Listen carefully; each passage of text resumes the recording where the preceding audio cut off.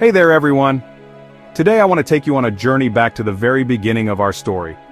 It's a tale as old as time, full of wonder, love, and a touch of mystery. So settle in because we're diving into the first adventure in paradise, the story of Adam and Eve. So picture this, a lush, vibrant garden in the heart of creation. Every tree is brimming with fruits, the air is fresh and pure, and the animals, they roam free and at peace. This paradise is called Eden, and it's here that God, in his infinite wisdom and love, crafts the first man, Adam. God forms Adam from the dust of the ground and breathes life into his nostrils. Imagine the first breath Adam ever takes, seeing the beauty of Eden for the first time. But God knows that Adam shouldn't be alone.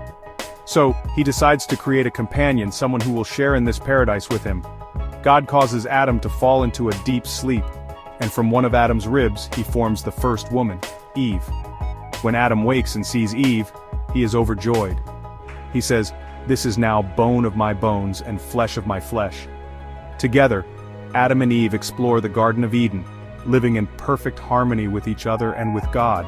But, as every great adventure has its trials, so does theirs. In the garden stands the tree of the knowledge of good and evil. God has told them they can eat from any tree except this one. Enter the serpent, cunning, sly, and full of deceit. One day the serpent speaks to Eve, questioning God's command. Did God really say you must not eat from any tree in the garden? Eve explains the rule, but the serpent tempts her, saying, "You will not surely die. For God knows that when you eat of it your eyes will be opened, and you will be like God, knowing good and evil."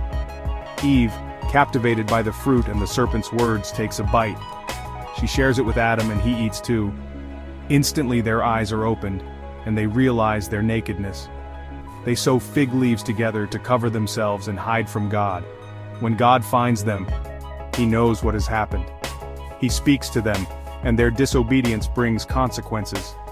They are cast out of Eden, to toil and labor, but God's love never leaves them.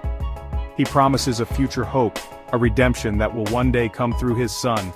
And so, the adventure of Adam and Eve sets the stage for the greatest story ever told, a story of love, redemption, and the relentless pursuit of our hearts by our Creator. Thanks for joining me today, friends. Until next time, keep seeking, keep believing, and keep the faith.